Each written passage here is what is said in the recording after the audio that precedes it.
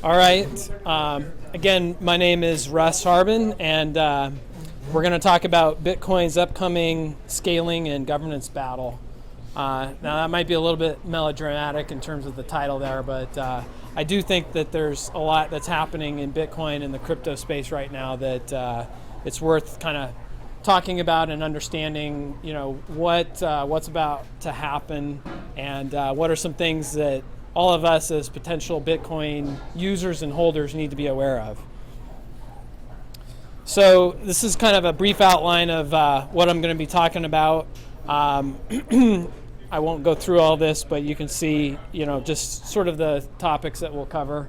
And we'll probably get into other things, but this is really the main topics that I'm going to try to cover tonight. So I always try to put some disclaimers in any presentation I give here. I don't consider myself an expert, so I encourage everyone to do their own research about Bitcoin and crypto. I do my best to try to research things, but I'm sure I will get things wrong, or I will get information that may not be correct. So I encourage everyone to be skeptical, do your own research, especially when it comes to a lot of the projects that are starting to come out. There's some good projects that are out there, but there's also some projects that are really just designed to separate people from their money. So, that's not just for me, in terms of what you hear from me, but I think from anyone in Bitcoin and crypto in general is, approach things with a little bit of skepticism. These are exciting times, but, everything is not what everyone might make it out to be. So just keep that in mind. So I'm going to sort of start off. I don't know how familiar everyone is with Bitcoin, some of the history behind Bitcoin, and how we've gotten to the place where we're at right now. But we're basically in a position where we're butting up against a limit that was built into the Bitcoin many years ago. In fact, it was about 7 years ago, as of July 15th. I looked up the actual commit that was in SourceForge for when the Bitcoin block size was added to the software, and it was added by Satoshi Nakamoto, July 2010, and really interesting just to kind of see, it was not even listed. When you look at the list of commits in the old repository, it doesn't even say anything like adding a block size limit, or this is to prevent spam or anything like that. It's got a completely obfuscated kind of description, which sort of supports the idea that this really wasn't something that was talked about in great detail. And certainly at the time, Bitcoin was very small, and really it was just Satoshi maintaining the code at that point. So a lot of times people look at Satoshi's writings and his actions and the code that he implemented and try to put their own spin on it, or interpret it in a way. I almost think of it like a religion or the Bible or something, trying to read scripture for what the intent was there. Ostensibly it was to prevent some denial of service attacks. At the time, the Bitcoin software was pretty unsophisticated, so there were a lot of different ways that someone who really wanted to harm the network could have done that, and the block size was really intended to try to help prevent some of that. So it at the time was it was a backwards compatible fork, and we'll talk about that here in just a second.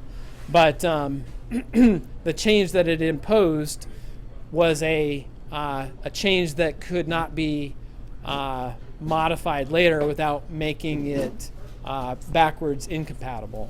So that's something just to kind of, again, these were early times in Bitcoin. I don't think anyone was thinking, what's going to happen 7 years from now. Everyone was, at the time and frankly, I wasn't there, so I'm reading about this after the fact. But I think everyone who was looking at it thought that this is kind of interesting, but no one expected it to get to the level that it's at right now. So, one of the reasons that we're in this kind of predicament with Bitcoin is because of the fact that it is a backwards incompatible change to make a change to the block size. And you hear a lot of these terms sort of bandied about in terms of what's a fork, and there's these different types of forks that you have happen, or that you can have happen in the Bitcoin network. So just a quick review. You can see the definitions here, but I think these are important to kind of keep in mind. What are the different types of forks that you can have? What do they mean in terms of the changes that you're making to the network and also to the software itself, the protocol? So you'll hear the term soft fork. What that really means is it's a backwards compatible change that adds new rules to the current software. So you think of it as tightening down the current software so that something that was valid previously is no longer valid. When you think about that original change that Satoshi made back in 2010 to add the block size, at the time that was technically a soft fork because it was adding a restriction to the network that wasn't there previously, but it was still backwards compatible. The new software, if someone didn't update the software in a timely fashion, the new 1 megabyte blocks would still be valid on the old software. So that's an important point. Maintaining that ability to run Bitcoin on old versions of software is something that a lot of the Bitcoin core developers have kind of taken as important to do. And that's why we're looking at a lot of things as soft forks instead of hard forks. So to contrast that, a hard fork is a backwards incompatible change, meaning that if you make a change in the new software, the old software will not allow that change, or it will not recognize that change. So, example of that is reverting the block size, the 1 megabyte block size. Right now, any node that's on the Bitcoin network, if it sees a block over 1 megabyte, it's going to look at it and say, nope, that's not valid. So even if there was an agreement to upgrade to have a bigger block size, that the old nodes are not going to recognize that. So it's basically a loosening of rules that are currently in place. Now, again, we're using the word fork here, and there are a lot of different meanings to that. There's different sort of settings to it. So another term that you'll hear actually refers to, sometimes when people say there's a hard fork, they don't mean necessarily the software or the protocol. They mean the actual blockchain. So, again, quick recap. The blockchain is the chain of blocks that have started with the Genesis block back in 2010 and been built on since then progressively, and all of them have a cryptographic hash link back to the previous block. So, chain forks are actually something that happens pretty frequently. I think at least several times a week, you'll get a very short chain fork when miners are mining blocks. What happens is you'll get miners who are competing to create blocks. They'll create a new block, and maybe two miners will find a valid block at a very close, almost at exactly the same time. Well, they put those blocks out to the network, and usually the way that the Bitcoin protocol works is that nodes will accept the first block that they hear about. So, imagine again if you have two different blocks that are out on the network, they're both valid. You'll have half of the nodes thinking that one block is valid, and you'll have another half that is thinking the other block is valid. And the miners that are doing the mining will build on whichever block they saw first. So If they saw block A first, they'll build on that one. So it really kind of it puts the network into limbo a little bit until that gets resolved. And what will happen is that whoever is mining and finds the next block, it'll basically, when that miner finds the next block, that next block will be the highest block in the chain, if you will, and that block will then become sort of the the canonical block, and the other block that got forked will become an orphan. So these things happen fairly frequently. It's just a process of how the Bitcoin network comes to a consensus about what transactions were actually merged to the chain. Now, a chain fork can go further than just one block. Chain fork can last longer than that if that split remains, or if there is a sort of artificial reason why different nodes have a different view of what's valid on the network. So the example of this would be if one set of nodes were following a new version of software that again did a soft fork to restrict what was valid, and not all of the nodes actually were following that same software, then the nodes who were not on the new software, if the chain was extended on that old sort of legacy chain, if you will, those old nodes will follow that legacy chain. And this actually happened, this was I think 2 years ago. There was a fork, or there was a soft fork change that was happening on the network, and there were miners who were building on top of the old fork, if you will, and it ended up, I think it lasted for 6 or 7 blocks before it sort of resolved itself. People noticed and said, well, hold on, we're mining on top of an invalid fork. So, the chain fork is a different kind of scenario that basically happens when nodes have different ideas or different views of what's the valid blockchain. The other kind of fork that you'll hear about is really more of a software fork. So this is sort of the open source idea of, if you've got an open source project and you want to take that project and clone it and do something else with it, that's also a fork. So you'll hear people talk about, for example, like Bitcoin Unlimited being a fork of Bitcoin Core. And that just means that software was originally copied from Bitcoin Core, and then there were changes made to it down the line. So, as an example, the vast majority of the altcoins that are out there were originally, in a lineage fashion, some kind of fork of Bitcoin. I think I saw a graph recently that had, it was the actual, full lineage of all the altcoins that are based off of Bitcoin, and it was probably several thousand long, but it was pretty cool to see, how all that evolved over time. But that's what a software fork is.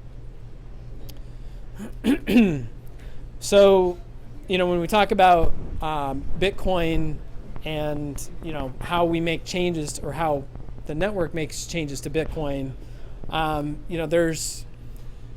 there's a governance process that's part of Bitcoin that's really sort of squishy. It's not really well defined, and there have been, since Bitcoin came out, there have been a lot of attempts to try to improve that or make it more formal. But Bitcoin is sort of, because it's the first one, there's not really a formal process behind how do you make a change. And when I say formal, there is a process. If you go on the bitcoincore.org website, you'll see, a description there of the process that the Bitcoin Core maintainers follow. but there's no thresholds. There's nothing built into the code that says we will accept a change that meets XYZ criteria specifically. Like it has to pass a vote of 2/3 of the users or anything like that.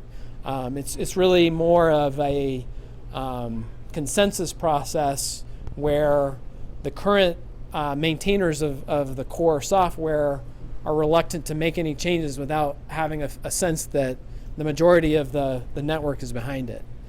Looking at just kind of the history of it, obviously Satoshi Nakamoto was the person or group, I guess, because no one knows, who started off Bitcoin, and it was started off in a typical kind of open source fashion where there's a quote unquote benevolent dictator.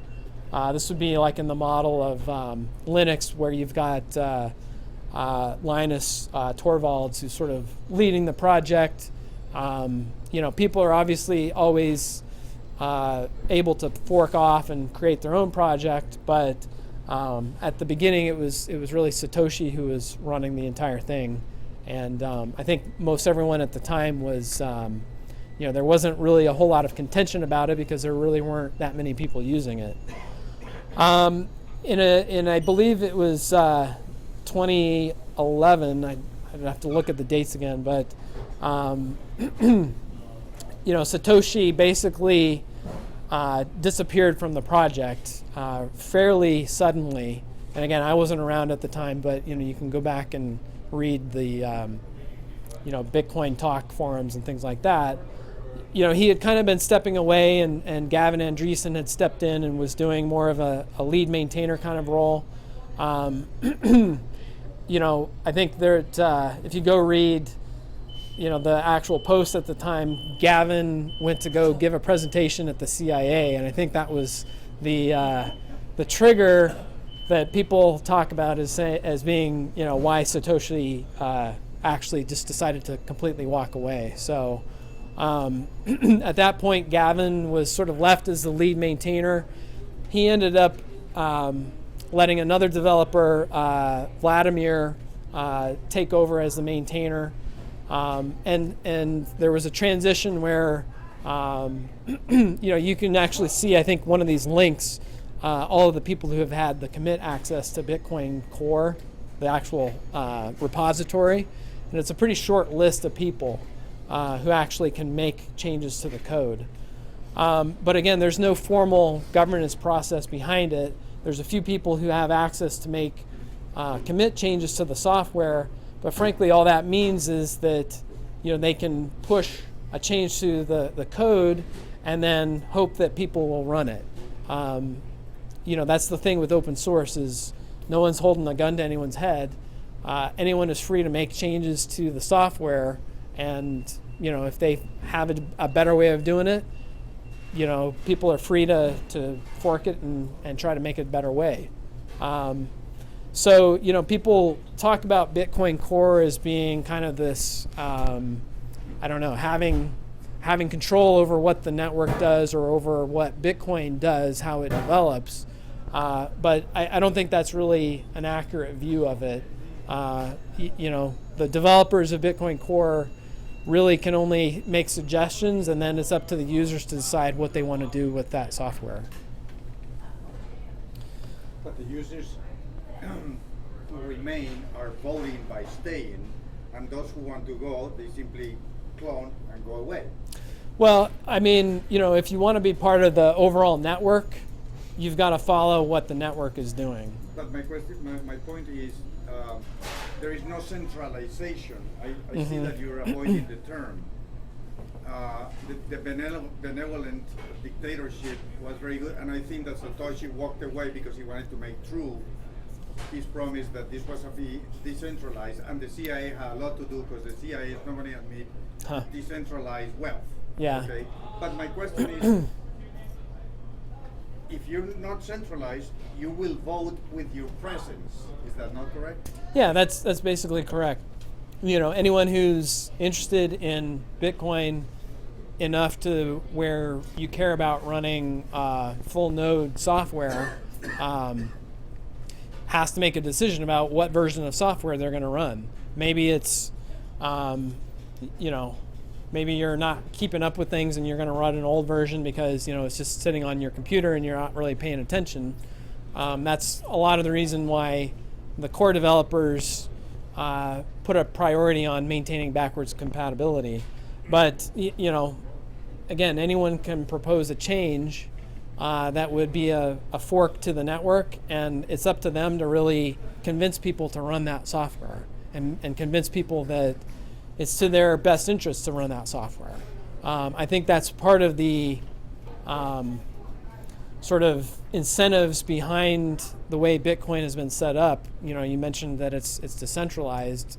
People have an incentive to maintain the value that they've invested in the network. So they're not going to just willy-nilly go into a different fork of Bitcoin, because when they do that, their Bitcoin that is on that different fork won't be valuable. It won't be accepted by other people. So, it's really the network effect and the fact that everyone is sort of together in this that gives, the Bitcoin network and software and the actual tokens, that's what gives it that value. Talking about, scaling proposals specifically, there's a lot. I've included a lot of links in here just for anyone who maybe hasn't been in the Bitcoin space for as long and wants to know how we got to this point. I think that there was debate about the Bitcoin block size limit going back several years. I mean, if you go back and read the discussion boards, you can see that it was talked about, almost from the very beginning when it was added. There's sort of a famous thread where Jeff Garzik proposed making a change to the block size limit, and Satoshi came back and said, "No, don't do that. It'll, fork the network. You can change it later if you need to." It was kind of an offhand comment, it seemed like at the time, but now people point to it to say, "Hey, look, Satoshi meant to change this if we needed to." That being said, I think, this was going back now a couple of years, obviously, but I think things really got started in earnest back in 2015. Gavin at the time had a more prominent role in the project still, and I think he and Mike Hearn had an opinion that something needed to be done about the block size limit. Now, since then, there's been kind of a lot of rumors or backstory that has come out. I mean, there's I think a link to an article in CoinDesk that talks about some of what was happening behind the scenes, but I think it really was sort of your classic power struggle, or I think that Gavin and Mike wanted to move the protocol in a certain direction, move the project in a certain direction, and there were people who resisted that. So what should have been a pretty mundane kind of discussion, it's like, people in public interest don't talk really all that much about, like, how should we regulate the graphite rods in nuclear reactors. It's kind of a similar type of discussion. It's like, this is a technical discussion. It shouldn't really be a political type of a thing. But it really became political because I think that the way that it was first put out was done in a way that was almost, I mean, you can go back and look at videos of Gavin talking at the time saying, well, we probably need a benevolent dictator type of model. This was after, the project had already been going for several years, and it had developed this more decentralized ethos. So I think a lot of people resisted that, and that really just kind of kicked off this whole thing that we've been going through in the last couple of years. Frankly, I think that what's proven out over the last couple of years, I mean, there were a lot of Gavin wrote a lot of articles about how the network would fail once the block size limit was reached. Well, I mean, here we are. We've been in that situation now for a long time, and the network is still going. Now, people have different opinions about whether it's as usable or whether it's going in the right direction, but I mean, frankly, it's still running. And if you look at the price, it's gone up a lot since Mike Hearn decided to leave the Bitcoin project. So I personally think that that's kind of one of the root causes for why we're in this mess. In 2015, the other thing that happened was you had these series of conferences that got started off called Scaling Bitcoin, and in the December 2015 conference, there was a presentation by Peter Woolley, I think is how you pronounce his name. I always get it mixed up, but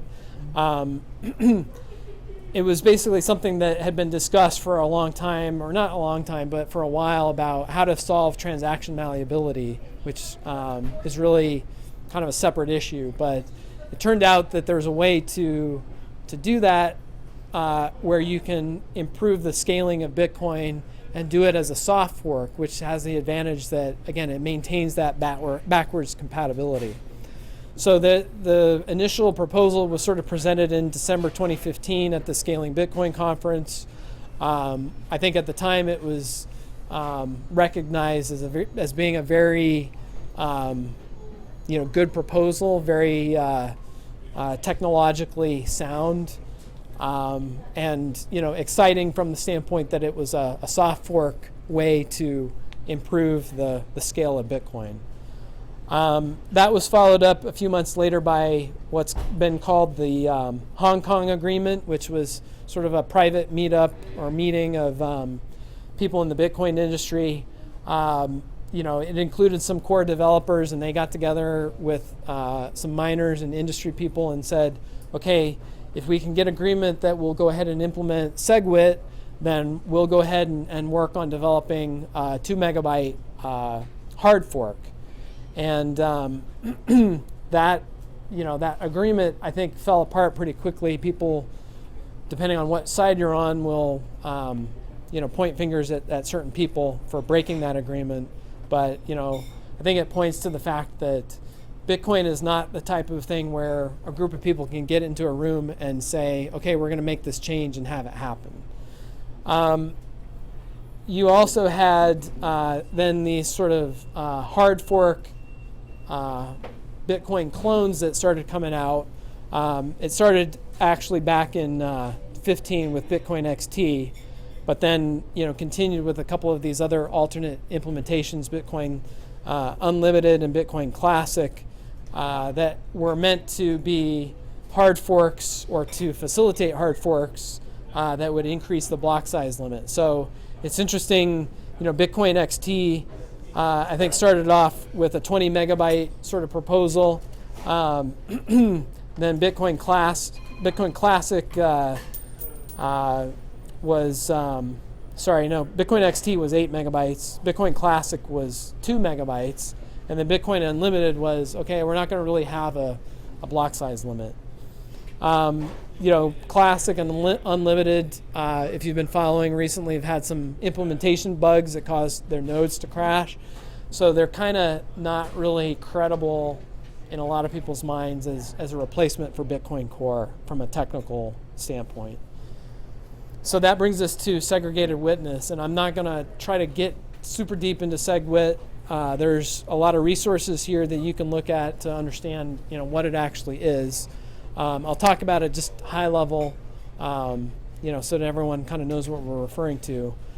SegWit, really what it does in a Bitcoin transaction, you've got, kind of the overall transaction data, which is, the inputs and the outputs and the script that go along with those that says, who can spend these coins. And then you've got data that corresponds to the actual cryptographic signature that proves that the owner of those coins, who holds the private key associated with the public key of those UTXOs, the unspent transaction outputs, that signature data basically proves that whoever spent those coins has the right to do so.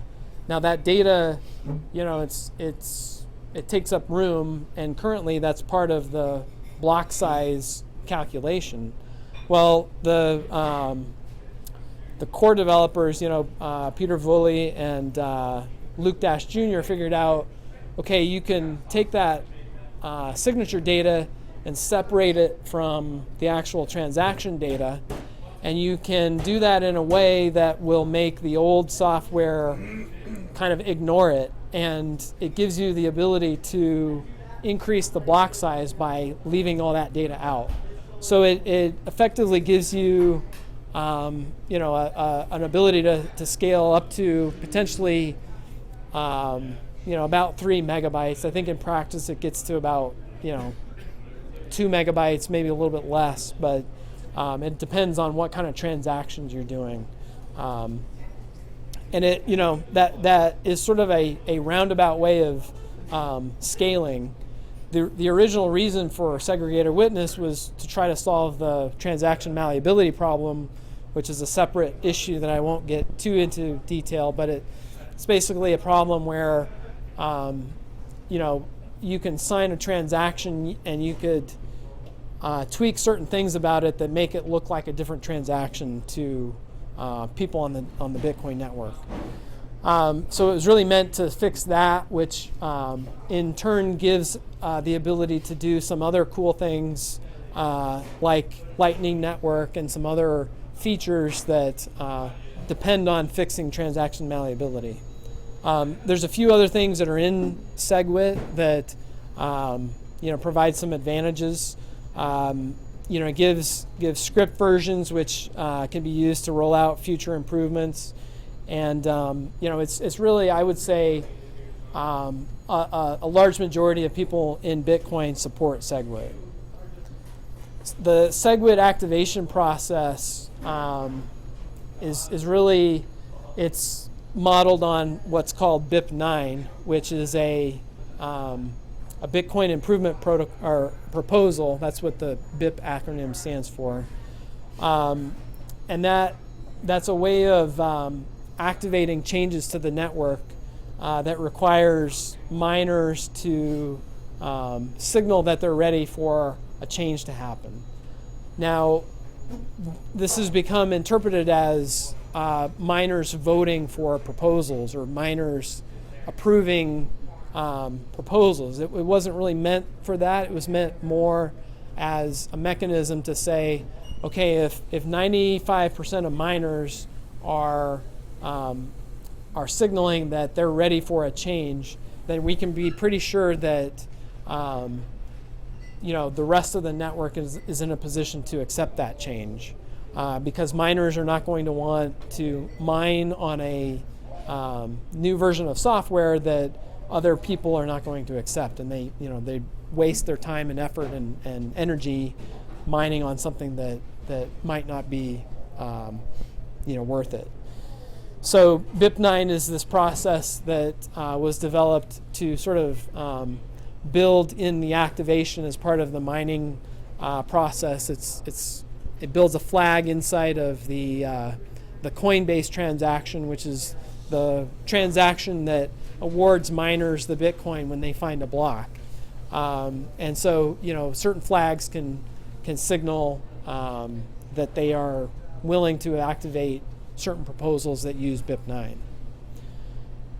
Now, segregated witness, when it was first proposed, it really wasn't all that controversial, it didn't seem like. There were a few sort of negative comments about it being overly complex. And there's some articles that you can read here that talks about some of those objections. I think some people also look at it as not being, a true, I guess, version of Bitcoin, or that it somehow changes the original ideas behind Bitcoin. It's, I think, interpreted by some people as a step for pushing more transactions off of the actual Bitcoin blockchain and into layer 2 solutions like the Lightning Network. Some people just think that a hard fork is a better mechanism for upgrading the network because it requires everyone to basically make that change at the same time. And you see this in some altcoins where they have a scheduled hard fork that happens, every 6 months. So, Bitcoin, being the first one that came out the gate, didn't really have that as an ethos, but some people think that that's a better way to do it. I think that there's become a lot of political infighting that's got merged into the whole segregated witness debate. So, the fact that Bitcoin Core is affiliated with a company called Blockstream. There are a couple of people who work for Blockstream that are contributors to Bitcoin Core.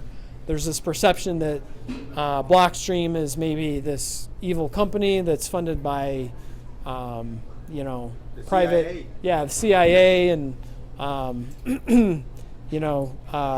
companies that are trying to take over the New World Order, stuff like that. I think that's beside the point, but a lot of what has happened with the scalability debate has gotten kind of mixed in with all that. And then recently it's come to light that segregated witness will break some mining optimizations that have been developed, and we'll talk about this here in a little bit more in more detail.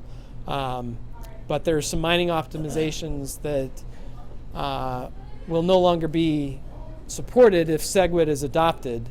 And so a lot of people believe that that's maybe the main reason why there's been all this objection to SegWit, is because some miners have this optimization that they don't want to give up because that would give up control of the network or some of the power that they have over the network. So we'll talk about that. That's actually the next slide here, talking about Bitmain and ASIC boost. So for anyone who doesn't know, Bitmain is a Chinese Bitcoin mining hardware manufacturer, and they also operate a Bitcoin mining pool. I think it's currently the largest pool. They directly control about 17% of the Bitcoin hash power, but indirectly they're affiliated with a much larger group. I think there's speculation that maybe these other pools are sort of set up as almost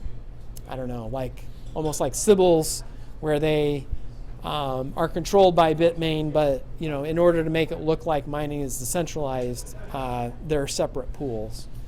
There's speculation that maybe 30 to 50% of the hash rate is sort of influenced by Bitmain, if not directly controlled. In terms of the actual mining equipment that's in use, I think I've seen estimates that about 70% of the hardware that's out there right now is manufactured by Bitmain. And recently there was,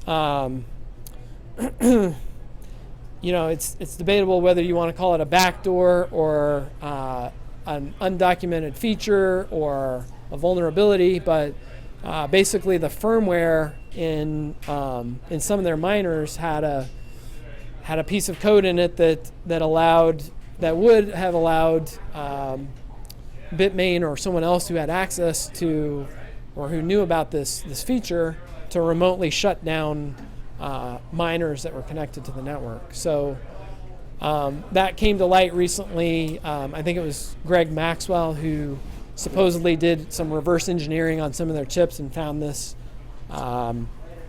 Or no, actually it was a different guy who found ASIC, who found the ant bleed issue. But ASIC boost is something that we'll talk about here on this next slide. But basically Bitmain is a, they're a very polarizing company within Bitcoin.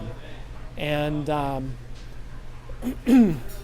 I think that everyone who's familiar with Bitcoin probably has an opinion about them one way or the other. I think the bottom line is that they're not going away. They're a significant part of the Bitcoin network, and I would say that they're probably one of the main reasons why SegWit hasn't been activated. Yeah. The vulnerability on the last point, is that the ant bleed? Right. Yeah. Exactly. That's the back door, if you will. I'd argue that was blown pretty out of proportion. I will put it you back know, to Chinese. it's debatable, I think, but yeah, a competent mining operator Wouldn't have an issue. yeah. They could null route that anyways and stop it. Yeah, absolutely. And if you're not, operating behind a firewall, you're kind of Original intent with that feature was so stolen miners can be remotely deactivated. right, exactly. So I mean, he had a justification for why that was, Yeah, I think Then why not announce it? because it wasn't a complete feature complete. No, I'll tell you why. Because if you take 15 seconds of mining that you're doing at 30 to 50%, and you have everybody else slow down or stop, you're going to make a ton of money. Well, you can also build a longer chain of work, right? You create essentially if you can shut down or slow down mining operations. So you're talking about the 30% boost, that's ASIC boost. Yeah, well- amp bleed is a different Okay. yeah, thing. Whatever. we'll talk about that Any here in a second, but What we're talking about amp bleed is Amp bleed was that's it was yeah. a backdoor It's a in separate the issue. miners that would allow Bitmain to. that's a separate I mean, issue. the from intent was ASIC so boost. if you reported your miners stolen, they could shut them down, and you could then recover something. yeah, and I think they Kinda even like they if even it's said like my iPhone is stolen, I want to turn it off. right, and they even said that Intelligence agencies build backdoors. They do all the time. Right. I mean, a lot of times these things get built into software and they're not intended to be used as, these kinds of things. But, it's like with all the NSA things that happen, when these issues or these vulnerabilities are found, they get turned into, ways to attack Yeah, the but network. we're talking about people's wealth. Yeah, no, and this is part of the reason why Bitmain is a controversial company. So, Bitmain is one of the few companies that has significant real-world physical dollar investment in the Bitcoin ecosystem. yeah, Right? absolutely. I mean, like Blockstream doesn't have real-world physical dollar investment in the Bitcoin ecosystem. They've got some investor funding them, and they're funding the core developers, and they're building technology. But they're not building machines. They're not building hardware. They're not burning silicon. Right. Right. So they don't have the same level of investment as Bitmain does. Yeah, He's- absolutely. He's the single largest investor in the Bitcoin ecosystem. But the problem is Number we're one. behind. About letting people turn off the miners. I mean, they should have been more careful. There should have been, if they wanted that feature, it sounds to me like there could have been more controls on it. And Like, the you just feature has never automatically been turn off my activated, phone. or no one's ever exploited it. Yeah. There's been other pretty significant exploits at the routing level of networking that target miners. Right. Yeah. That are even far more You mean egregious than illegal this. miners or any miners? Any miner. Yeah. There's if someone can sort of hijack the BGP protocol of how network traffic gets routed on the internet, you can basically take someone who's mining on the internet and redirect that hash power that they're putting towards it to yourself. Yeah. And so that's not even really a Bitcoin weakness. That's a weakness in how the internet is Yeah, it's hacking. organized. It's Yeah. Let's, for the sake of time, let's move on Yeah. to the next slide here. Bitmain also has this, has recently, there's this optimization to the Bitcoin mining protocol that's called ASIC Boost. It's actually, there's been several entities that have attempted to patent it. Bitmain actually attempted to patent it in China. The actual, I think in the United States, the people who submitted the first patent for it were a couple of Bitcoin developers. So it's this method of sort of shortcutting that hash algorithm to get an additional efficiency. There is a sort of covert version of it that is not obvious when it's being done. It was discovered that there is firmware in Bitcoin in the Bitmain miners that supports ASIC Boost. Um, and so, there was this sort of controversy that came out that basically pointed to the fact that Bitmain has been using ASIC boost to get an advantage in mining, and SegWit will break ASIC boost, at least the covert version of it. So, a lot of people look at that as saying, well, Bitmain is not being honest in their objection to SegWit. It'd be one thing if they came out and said, no, we don't want SegWit because it would break ASIC boost and we're not willing to lose that. I think a lot of people would respect that, but I think some people feel like it was hidden, and that kind of this entire debate that we've been through the last 2 years has been contentious just because of ASIC boost. So, I don't know if that's in fact the reason why Bitmain has been objecting to SegWit, but it is pretty clear that Bitmain does object to SegWit, and they do not prefer that SegWit be implemented. Yeah, deep throat, follow the money. Huh. Sure. It's worth mentioning that ASIC boost has some side effects like leading to blocks that are not nearly full. Yeah. Like Russ mentioned, we have issues where we want all the blocks to be use all the data they can right now. And ASIC boost, part of the way it works is, it works better with, Yeah. Yeah, but does it validate does it Depending on the warranty the validity Right. of the block? Well, it's still a valid block, or it wouldn't be accepted So if by it's the a valid network. block, who cares if there's a hole in it? Right, but they're mining empty blocks. Yeah, They've been And known the to mine network empty needs blocks. the space. Then Yeah. you pay, There's then you definitely pay, a then mining you pay with optimi- empty coins. Right, there's a mining optimization that allows you to start mining immediately the next block once you find a block. Yep. Before loading the mempool or anything from the network. Oh, you see, something and that's still all running the the old all of the block. miners do this. Mhm. They're all greedy. They're all interested in their own interests. Yep. Yeah. So, Yeah, it is. The problem is we have a cartel, right? We have one dominating miner, and the average Joe participant in Bitcoin no longer mines. We no longer. So we no longer have a vote. We've Exactly. given our vote up to the cartel. We're no longer Right. decentralized. Because you have to mine to have a vote. That's how you decide what goes in the blockchain. right. Yeah. Exactly. Yeah. Is anyone aware of anyone who's tried to prosecute a patent claim in a decentralized network like this? It gets into IP law and international jurisdiction, all that kind of stuff. There is a link down here to the current holder of the ASIC Boost patent put out a sort of a letter to the community to basically try to enforce their patent. Frankly, it's like I don't know how likely it is that an American legal entity is going to be able to enforce a patent in China, but But I just think that's kind of a key point, that this whole decentralized distributed construct might obviate patents. Yeah, sometimes people get these patents just defensively, right? So like if you were to invent something that's decentralized, you might get a patent on it with no intention of ever using the patent in order to Right. profit, but you might get it so that someone else can just patent. I don't know if that's what the goal was with the ASIC patent.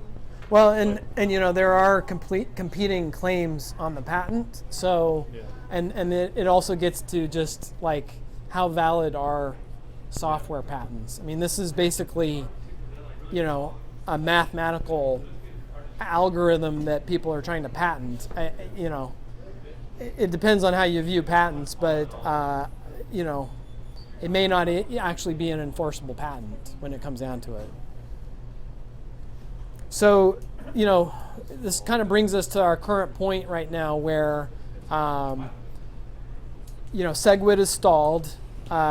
It's got, about 30% of the hash power that is signaling support for SegWit or signaling the ability to activate SegWit. Bitmain shows no signs of relenting or compromising, at least from the perspective of not doing something that doesn't include a hard fork. I mean, that's, I think, what they have said, that they will not be willing to do anything without a hard fork being part of whatever that agreement is. And we'll get into one of the proposals here in a second that kind of gets to that. But yeah, Bitmain, the other thing Bitmain has been doing has been, they've been pouring money into these sort of other implementations, Bitcoin Unlimited being one of them. There's also been a recent proposal for what's called extension blocks that was actually put out by Purse.io, which is a Bitcoin company that you can buy and sell stuff from Amazon with Bitcoin. Somehow they got looped into protocol development, which seems a little odd, but there's a lot of kind of threads to how different people and Bitmain is just one entity in the ecosystem are trying to approach this deadlock that we're in. So I think the thing the idea that's gained the most sort of immediate impetus and traction is this idea that's called a user-activated soft fork. And I don't know how many people are on Twitter, but if you're on Twitter, you see a lot of people have changed their handles on Twitter to include UASF to say, hey, I'm in favor of a user-activated soft fork. So, just to kind of cover what is a user-activated soft fork, it's basically, rather than having the miners signal that they're ready to do a soft fork, a user-activated soft fork sets a date that says, okay, as of this date, we're going to activate our new software, and these new rules that we are going to put into the network are going to be activated at that point. It's definitely a more risky way of rolling out soft forks. It requires more industry support and coordination. You don't have a signal like the number of blocks mined, the percentage of blocks mined that you can point to say, okay, 95% of the hash power is behind this proposal. It's susceptible to people, doing sock puppet and Sybil attacks and creating hundreds of instances of Bitcoin nodes on Amazon Web Service, and just it opens up a lot of kind of avenues and signaling mechanisms that are not, they're attackable. They're Sybil attackable, meaning that you can create the illusion that people are behind it when in reality it may be a vocal few that are really advocating for this kind of a change. As I said, it carries more risk. There's less certainty that if a user-activated soft fork happens, that it's not going to result in a chain fork, because it depends again on everyone upgrading their software at a certain time, or that that software goes active at a certain time. There is historical precedence for what is now called a user-activated soft fork. So pay-to-script hash is a script type that was implemented in BIP 16. That's, I think most people would recognize that as being how most of the multi-sig transactions are implemented using pay-to-script hash. But this was something that back when P2SH was rolled out, it was rolled out as a user-activated soft fork. There was a flag day that said as of this date, the new soft fork will go active. The miner-activated soft fork is kind of a more recent development that was meant to make these changes safer. So this has really been proposed as a way to break the deadlock, because I think if you look at the number of nodes on the network right now, you'll see that 80+% of the network is running a client that supports SegWit. So from that perspective, the vast majority of the network supports SegWit, but you've got this sort of mining cartel that is holding up the activation for, possibly political or other reasons that are not based on the technical merits of SegWit. Well, isn't it true that if SegWit is implemented, that the high mining or the high transaction fees that Bitmain and others are collecting are going to go down? In the short term, yeah, probably they'll go down. But when you look at Bitcoin adoption,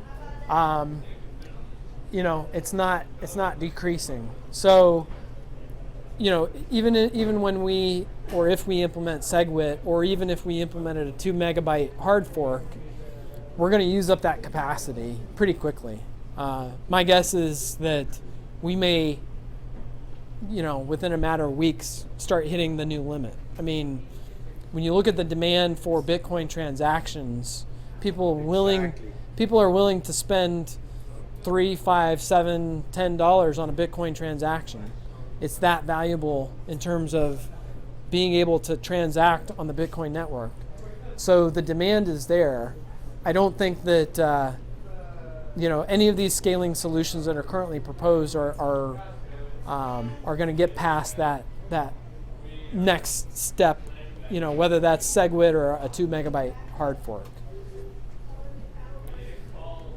So, there's a few different user-activated soft fork proposals that are out there. I think the one that has the most attention right now is called BIP 148.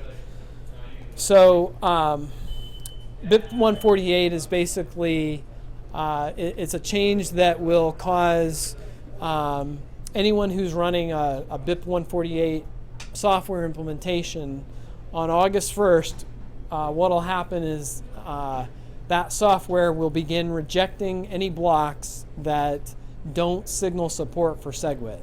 So it doesn't enforce SegWit immediately, but it says, okay, we're not going to accept any block that doesn't have SegWit, the SegWit flag part of the Coinbase transaction. So what does that mean? Basically it means that on August 1st, there's a group of nodes potentially that will only accept blocks that signal for SegWit. And so, at that point, it's very likely that we're going to see the chain split, because I don't expect Bitmain is going to just roll over and say, okay, fine, you win, we'll go ahead and do whatever you want. That's not going to happen realistically. So what I think is most likely in this scenario is that you will have a chain fork where you'll have the user-activated soft fork chain that goes in one direction, and then you'll have what's called the legacy chain continue that will probably have, my guess is, the majority hash power with it, just because Bitmain probably is able to, if not directly control, at least indirectly influence that hash power to stay on the legacy chain. Now we'll talk, Bitmain today put out some information, kind of their counter proposal, how they're saying they're going to react to this. So we'll talk about that in a minute. But again, it's likely that you will get at the point of August 1st, you will get a chain split where BIP 148 nodes will go in one direction, start looking for blocks that support SegWit. The legacy chain will continue with the legacy mining rules. And that chain, again, the SegWit proposal will still be valid on that chain, but most likely it won't have the hash power required to activate it. So, at the point of the split, again, miners have to decide: are they going to mine on the new chain, the BIP 148 chain, or are they going to mine on the legacy chain? And that's going to split that hash power. So what that is going to mean is that, if you split the hash power 50-50, the blocks are going to take twice as long to confirm transactions. So right now you've got 10-minute blocks on average. If it splits 50-50, it'll become 20-minute blocks. Now, right now, in terms of signaling for actual hash power, I think the BIP 148, in terms of a flag, only has a very small amount of hash power that has started signaling for BIP 148. I think it's less than 10%. So if that were the case, let's say BIP 148 happened with 10% hash power behind it, then you'd be looking at, hour-long blocks, or I guess technically it'd be 100-minute blocks. So, you automatically go to a situation where the Bitcoin network becomes very difficult to use for normal transactions. Not to mention the fact that you've got this split situation that is not resolved yet, and so people are not going to want to transact on that when there's this uncertainty about what's going to happen to the network. So you can imagine that, I'm guessing like people running ATMs are going to have to shut it down. People buying and selling things for Bitcoin, they're going to stop.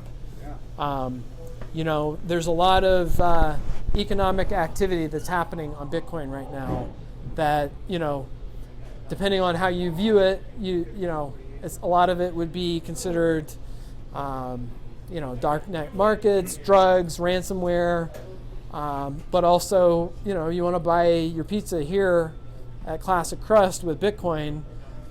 These guys are probably not going to take your Bitcoin until this situation gets resolved. So this is going to be extremely disruptive to the entire network. And frankly, I think that it's something that could be very damaging long term to the Bitcoin network. Mining rewards, though, if you have two parallel chains, are they getting double rewarded, or how is that?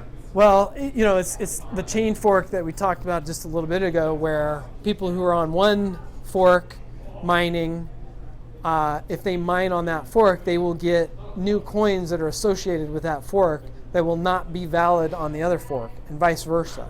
So at the point of that chain split, those new coins will not be valid on either chain. Now, the old coins, the previous coins that were in existence prior to the split, will still exist on both chains. So they can be spent on either chain. And we'll talk about this because this creates... The new coins can't be spent at all. They can be spent down. Well, they could be spent if you found someone on the new chain who would be willing to accept them for payment. But, people, one of the risks that can happen is that one of these chains will end up dying. There's not enough hash power, or there's a reorganization that happens, and one of the chains may just disappear or not have enough users behind it. So, people are not going to take full value for those coins. People are not going to want to risk, taking coins that are worthless and that disappear. Technically, if you were holding coins before the split, and the split occurs, you will have a coin essentially on each split of the chain. Yep. And then when they reorg, you may or may not have all your coins. Exactly. You will have any coins that you had prior to the split. If there's a merging that happens, as long as you haven't spent those coins, you will still have those coins. But it's just a question, if you spend your coins on one chain and then a reorg happens, then any transactions that you did on that chain may disappear. So if you're accepting payment, or if you're accepting Bitcoins from like an exchange, if you're trying to buy Bitcoin, you can't necessarily trust that those Bitcoins will survive on the chain that eventually becomes, the Bitcoin that you want to transact on. What I'm hearing is on August 1st that this whole thing shuts down until there's a resolution. Is that what you're saying? Basically, and we'll get to this in a little bit more detail here, but I wanted to cover, kind of the actual logistics of what happens. Yeah. Russ, if you're a retailer, you're accepting payment in Bitcoin for goods and services.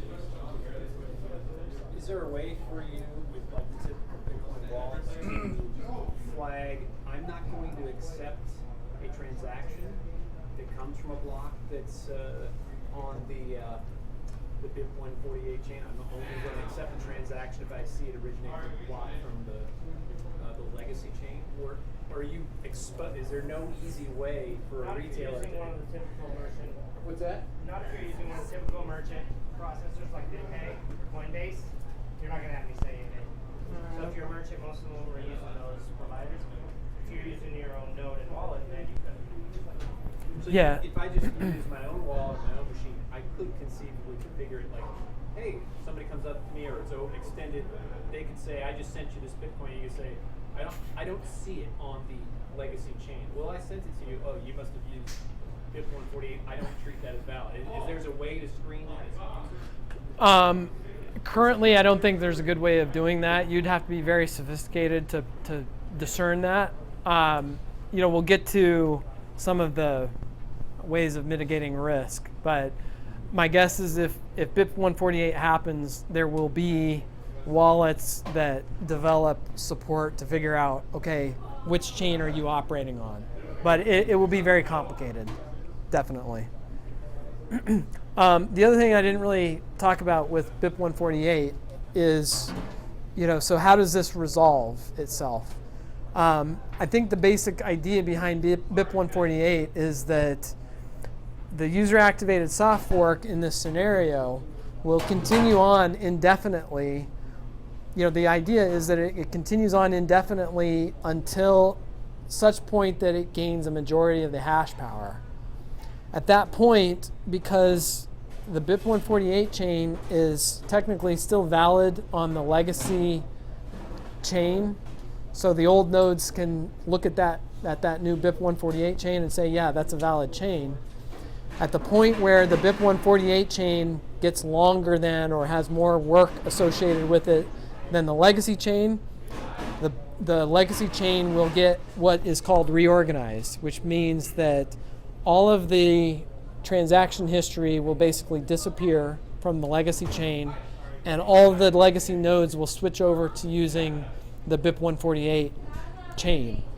So that's kind of the, I would say, the sort of theoretical scenario that the BIP 148 supporters are sort of counting on, is that they can get enough support within the community and wallets and exchanges that people are not going to want to see this damage Bitcoin for a long period of time. And so they're going to want to move over to the BIP 148 chain. And, again, because the legacy chain can reorg to the BIP 148 chain, but the vice versa it can't happen. The legacy chain, the BIP 148 chain won't suddenly take over or won't suddenly accept the legacy chain. It's kind of a one-way situation where the BIP 148 people, advocates, feel like they have an advantage.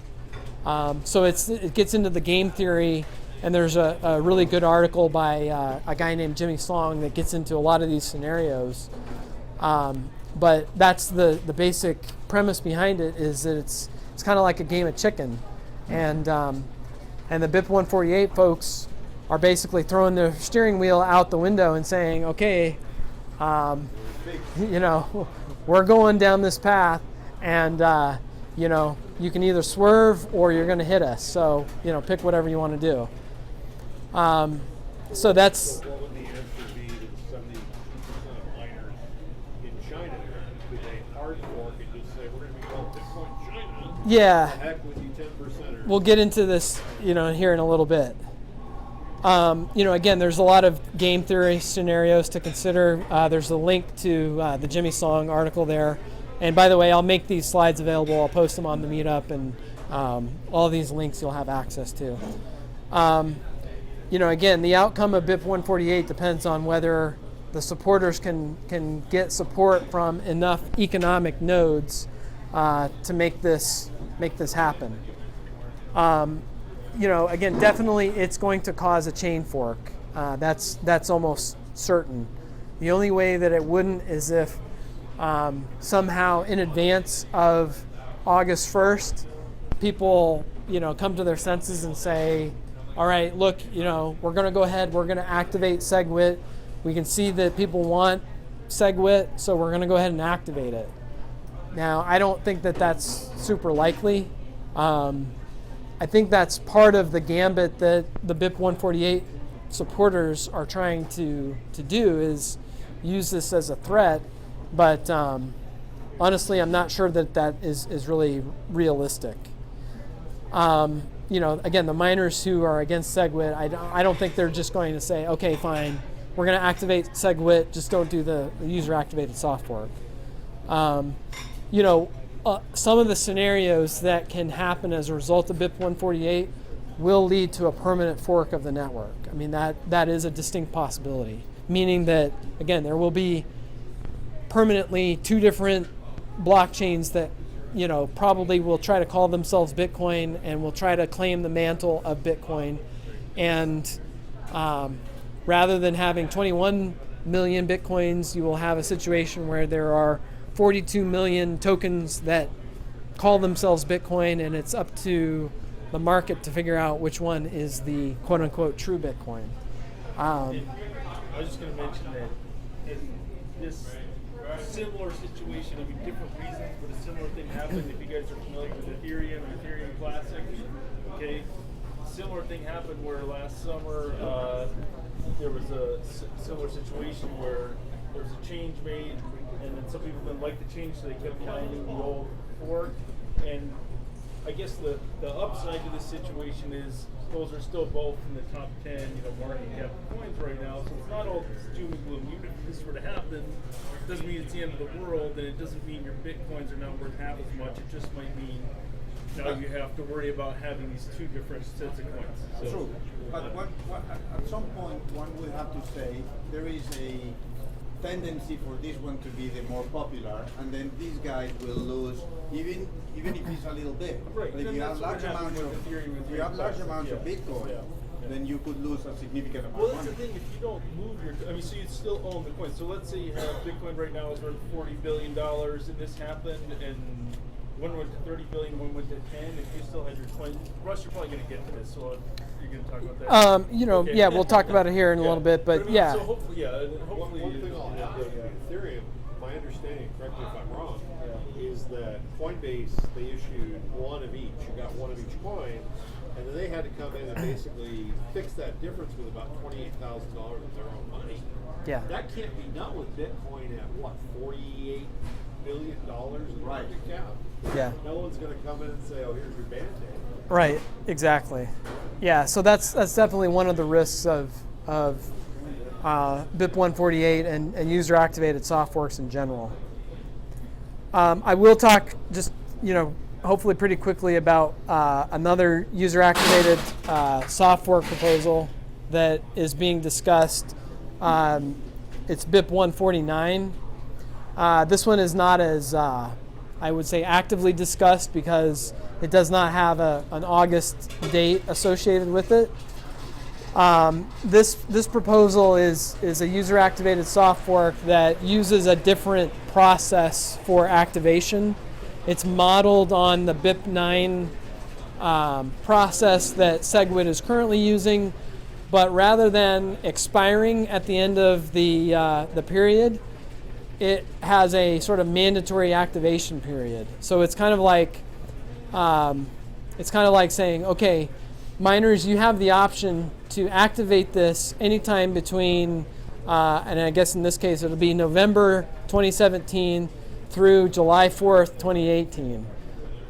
You can activate it. You can be ahead of you can activate it early, but if you haven't activated it as of July 4th, 2018, it's going live. Now this is a little bit, it's a similar kind of idea, but it's a little bit different in that it gives miners a bit more say going into it, and it certainly gives the network more time to kind of digest and negotiate and figure out what they want to do. But ultimately, if BIP 149 was implemented and the network got to a point where we hit July 4th and it hadn't been activated, then the people running BIP 149 are going to split, and it would be the same kind of a scenario as BIP 148.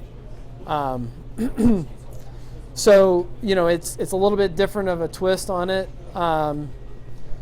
Personally, I would be more in favor of something like, this is just me talking, but I feel a little bit more comfortable with something like BIP 149, just because it gives people more time to digest what's going on.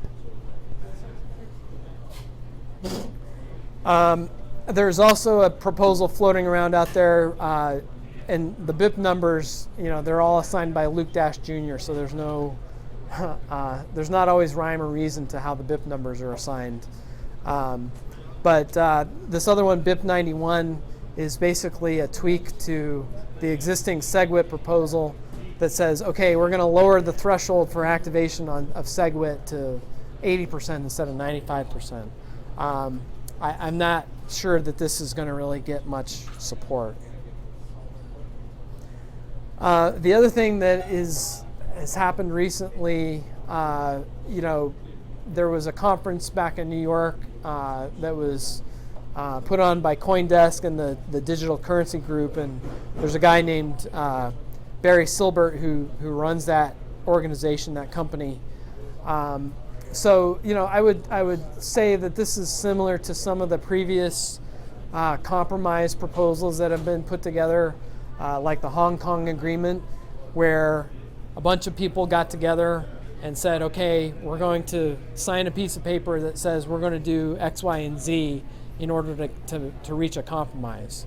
In this case, there was a group of large Bitcoin industry companies that were part of that agreement, along with miners that make up at least 80% of the hash rate. And so the agreement they came to was, okay, we'll go ahead, we'll support SegWit, we'll activate it at an 80% threshold, because, by the way, we only have 80% as part of our agreement here. And then all of us agree that within 6 months we're going to do a 2 megabyte hard fork. Now, that's a pretty short time window when you consider that SegWit has been in the works since 2015. So the other notable thing about this quote-unquote compromise was that none of the actual Bitcoin core developers took part in the compromise. I think some were invited, but I think philosophically a lot of them have been burned by these kinds of agreements in the past, specifically the Hong Kong agreement, where I think, depending on how you view it, people see that or have the impression that that agreement was broken pretty quickly.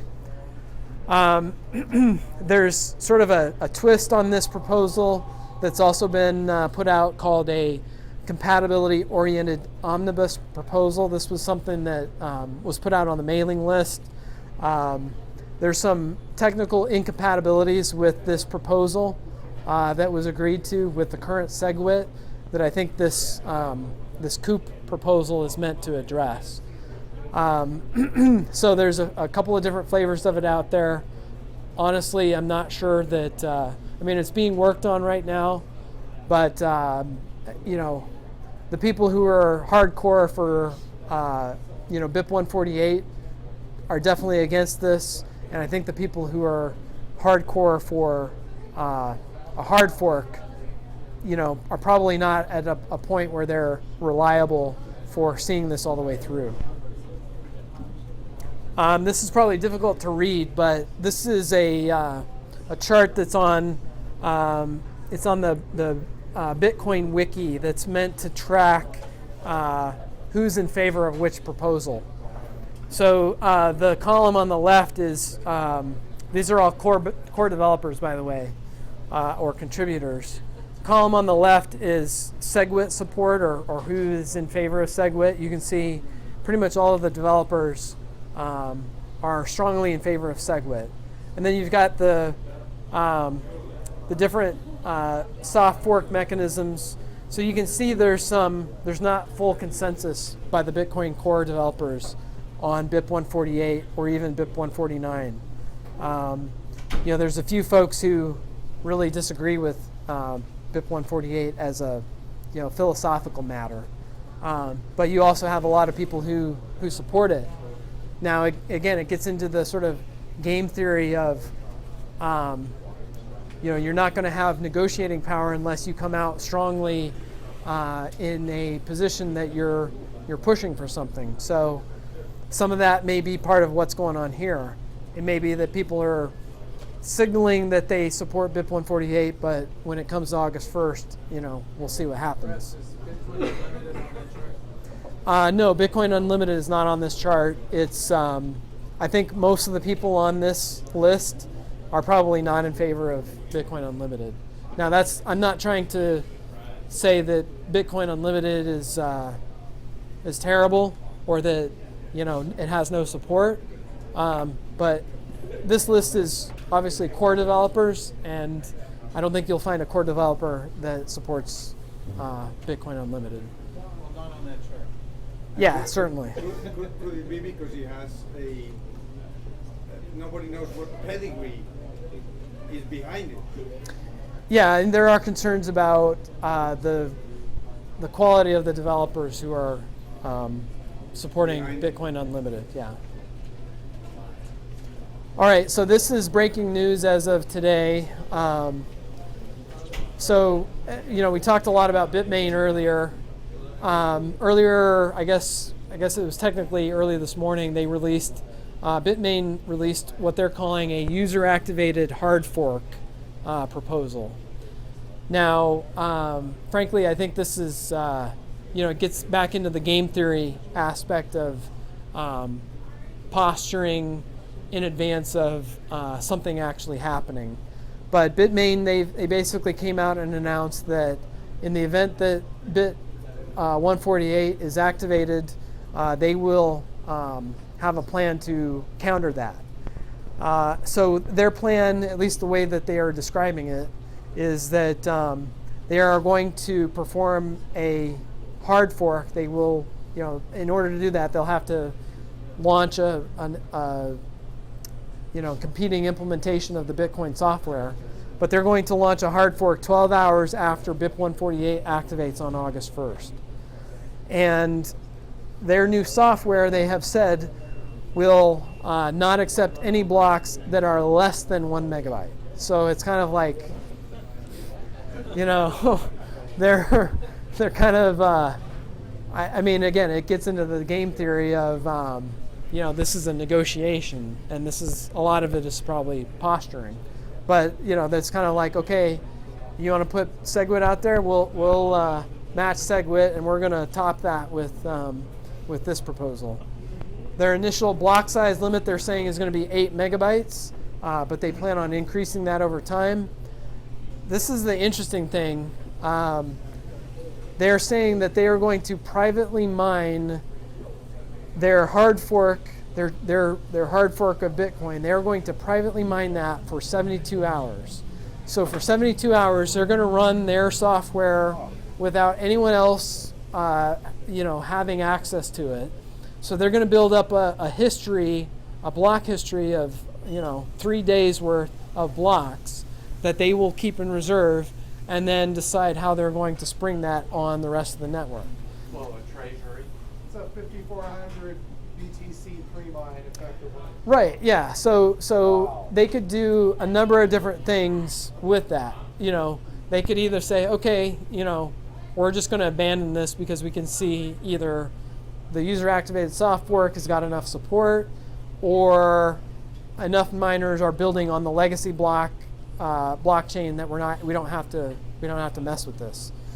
But it basically gives them another negotiating chip to say, look, we've got 3 days worth of blocks that we can drop on the network at any time. They are the largest miner, so any competing miner that is going to try to beat them is going to have to, they're going to have to mine at least that many blocks to avoid Bitmain reorganizing them.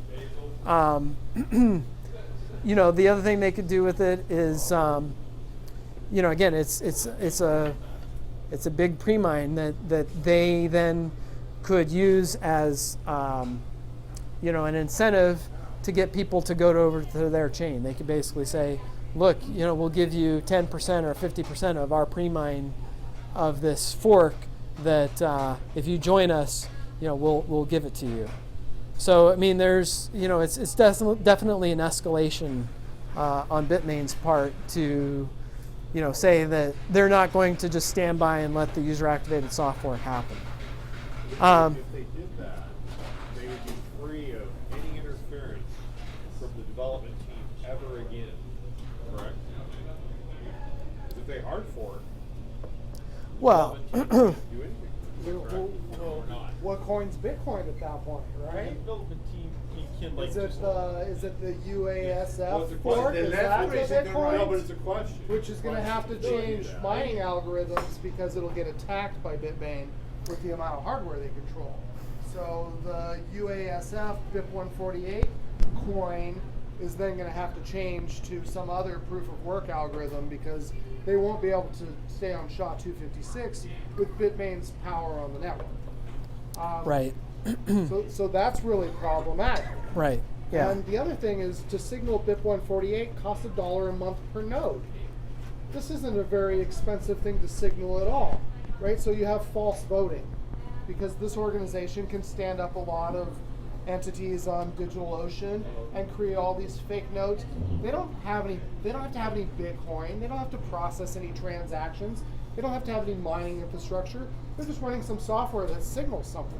yeah, So there's no economic investment required to signal for this change.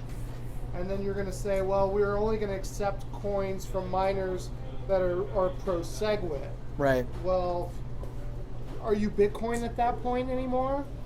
Or are you the one that's forked off and started a new altcoin?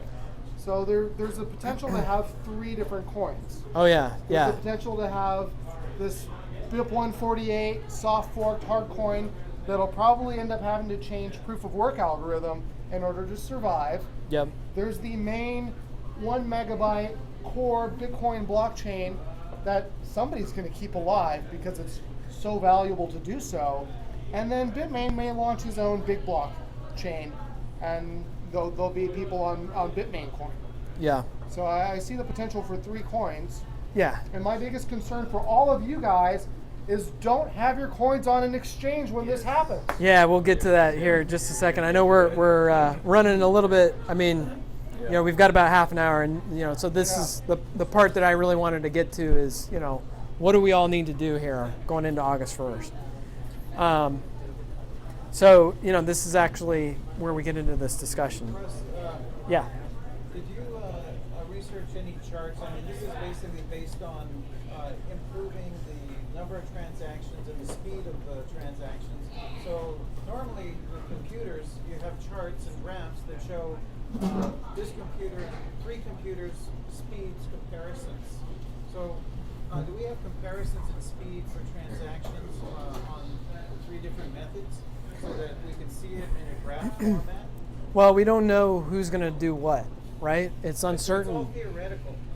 I mean, we don't know. Promising something, but they're not doing apples and apples comparisons. They're not giving us the speed breakdown. Well, I don't think everyone knows themselves what they're all going to do. I mean, this is like a big chess game where everyone has to move at the same time. And so, you know, someone who might be on the fence might say, okay, well, if a user-activated soft fork happens, I'll support it, but I honestly don't have a strong feeling about it. You know, they might be the type of people who would just continue on the legacy chain and say, screw it, you know, I don't want to deal with this. So, you know, you can't really do a direct comparison to say who's got what, who's got the most, you know, skin in the game, if you will, and who's going to come out on top in terms of hash power or economic weight behind, you know, the decision. There's some ideas behind ways that you could do that. You know, one of the ideas that we'll talk about if we get time is, you know, you can do a prediction market or you can do an options market. Some of the exchanges have done this with like Bitcoin Unlimited. You know, you can go on, I think it's Bitfinex, and buy a token that represents 1 Bitcoin on Bitcoin Unlimited. It trades for, I think, $100 or something like that. So it tells you, relatively speaking, what the value is or what the market thinks the likelihood of that happening.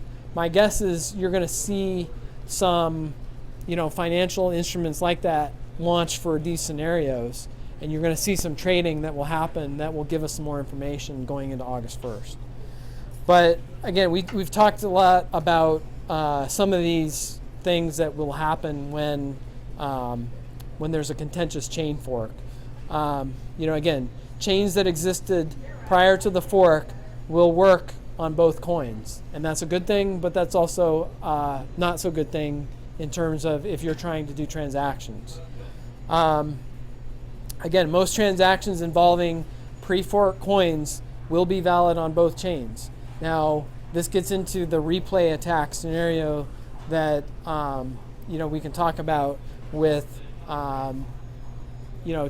Bitcoin transactions. The way that the network is currently set up, if you sign a transaction and transmit it to the network, there's nothing stopping, even if you only intend for that transaction to go onto the BIP148 chain or the legacy chain, there's nothing stopping someone who's on both chains from transmitting that transaction on both sides.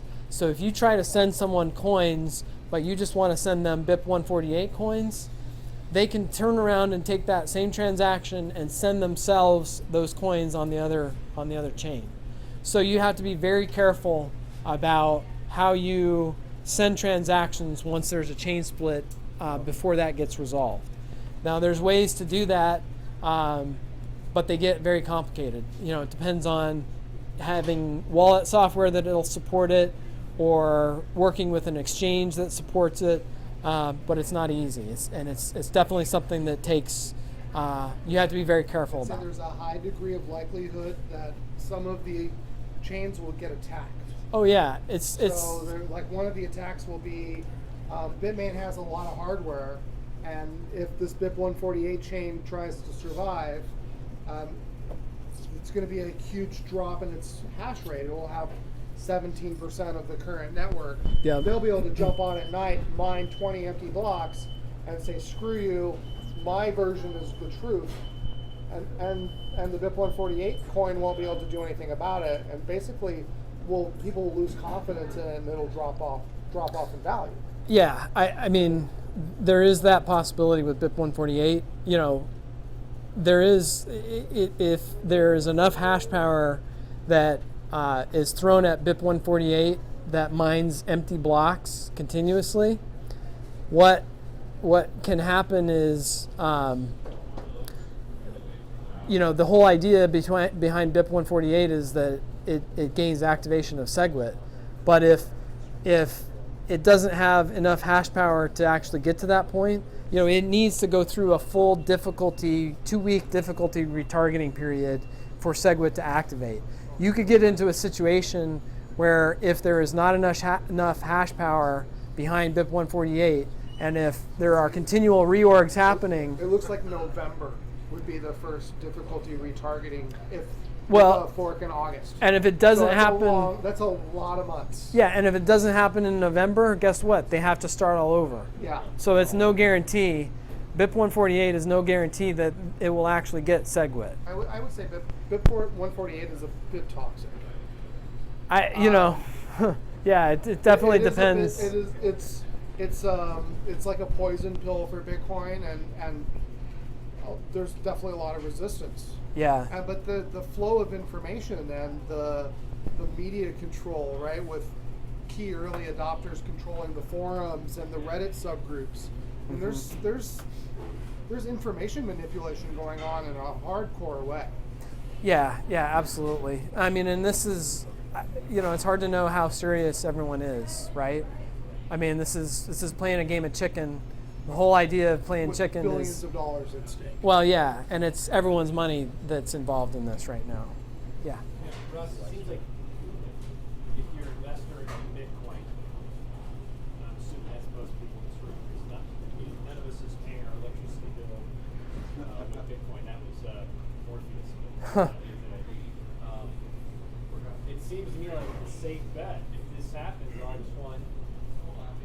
not spend your Bitcoin and let the parties go to war until one the one exhausts dominant itself. chain emerges, and then your investment will continue to be safe, right? But that could be a long time.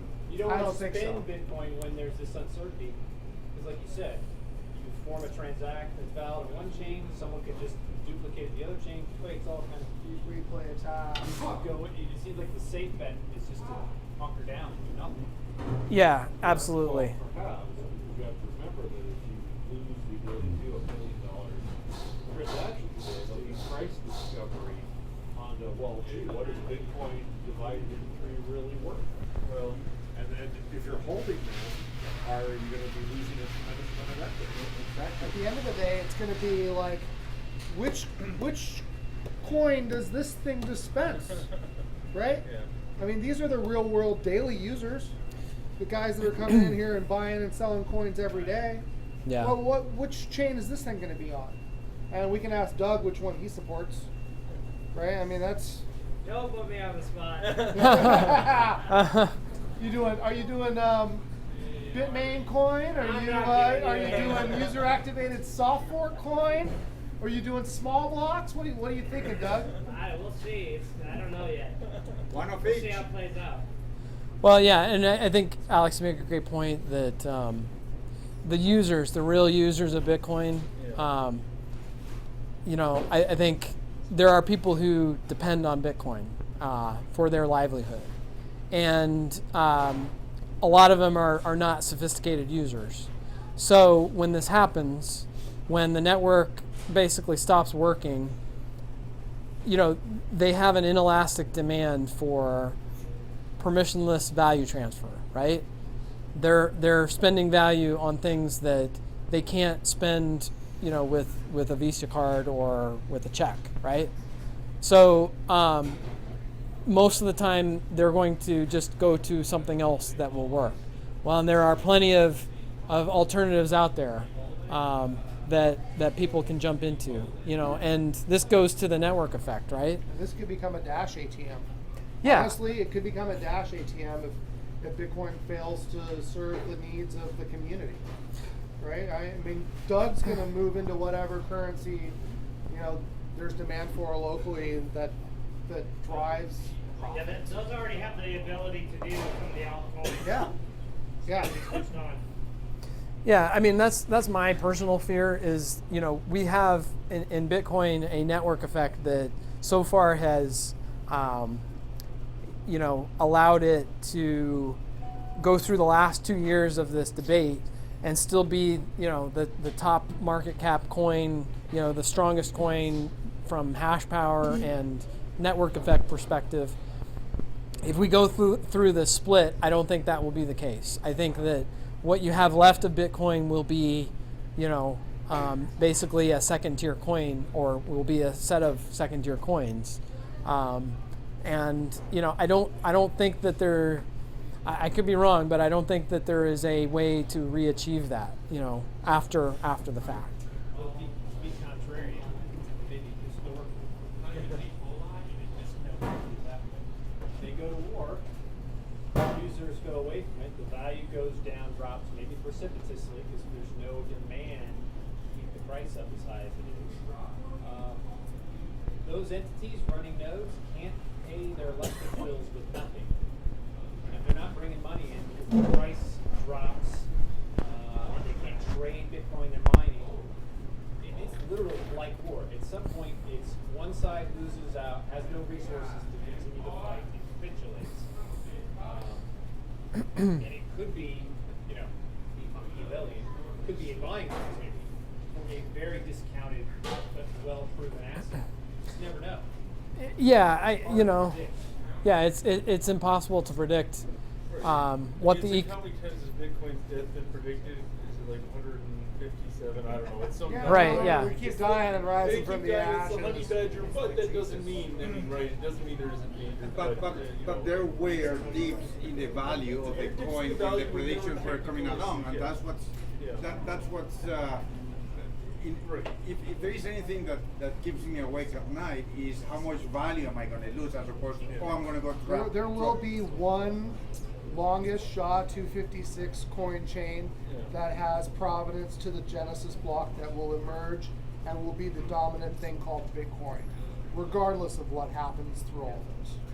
I'm extremely confident that there will be one survivor. But the value may not be there, and, or at least it'll have The value will continue to grow along the logarithmic growth chart that Bitcoin has instilled in its core economic model. Yeah, but The small changes that we see here from 1,200 to 3,000. I mean, we're still due for another order of magnitude growth cycle at the next reward happening, and another order of magnitude growth cycle at the one after that. And we'll continue to have boom bust cycles, but the core asset continues to exist. It will always have this provenance to the Genesis block, and it will be the longest surviving chain. We're not perennial, so at some point you say this is the period of time where I can resist one of your boom bust cycles, and therefore. The thing is, I've been through, and you've been in long enough without huge technical difficulties or anything. Like, look, I'm looking at meetups here. We had a meetup about Bitcoin XT and Bitcoin. It was actually the Arizona Bitcoin meetup, but it was September 2015. It was about Bitcoin XT, and like there were some dark days in the past few years, right, where we had seen the price go up to 1,200. And then for no ginormous technical reason, go down to 180 or 190 or whatever it got down to. Yeah. And then now it's back up to 3,000. So I think when you start talking about value, Those of us that have been in since pennies, right, have seen this cycle repeat over and over again. Yeah. I mean, it's no one can predict. This is a new thing in the world, right? We haven't gone through this kind of scenario. I think Bitcoin is really kind of leading the industry. I mean, it's always confronted these kinds of issues first because it's always been the first one to get to this kind of scale. You look at Ethereum. Ethereum is having scaling challenges right now. So I don't think any cryptocurrency is immune to the things that Bitcoin is going through right now. And so, whether it's Ethereum or Litecoin or Monero. You look at Ethereum, it has a huge valuation, 70% of the Bitcoin market valuation at this point. This is a coin that's been through hard fork because they didn't like some software somebody wrote and basically did a sophomoric, well, we'll just fork the coin and keep doing what we're doing because we don't like what you wrote. It's been through that. It had a tremendous pre-mine at its origin, and it has no ability to really scale. So it's fraught with problems, but it's still 70% of the Bitcoin market share. So it's not like the other coins are this wonderful, great thing to get into that has so much future potential value. Ethereum's market share is driven by this ICO market where people are speculating on alternate tokens. Yeah. I mean, I think the overall point is we can't predict what's going to happen. I guess the bottom line is I see it being a very disruptive event that may end up happening. So, I guess just I look at it as, is it necessary at this point? Do we really need to put ourselves through this? Is the network in such a dire situation from a capacity standpoint that we have to, try to confront this now? Or, are we able to, carry on and get to a point where maybe we can scale through other means or, figure out, I mean, frankly, if Bitcoin gets to $10,000 or $20,000, Bitmain, Bitmain may not be even we see these companies come and go in Bitcoin and cryptocurrency. You could have companies like Intel come in and start building chips. You could have Companies like Russia. well, yeah, Or I mean, China. this is the thing is that Bitcoin can scale in a lot of different ways than just transaction volume. So, should we be putting ourselves through this contentious process right now, or should we be focusing on building actual value through the network we already have? I guess that's sort of an open question, but I kind of feel like this is not a necessary thing that we need to go through right now. I did want to get to just some of these key points. You probably have been reading them, but I just wanted to touch on them. If and when we get to this situation, again, the important thing is that you control your coins. So that means any coins that you want to have control over in this process need to be on a wallet that you have the private keys to. You need to have the private keys to your Bitcoin to be able to decide and have control over which fork eventually you decide to go on.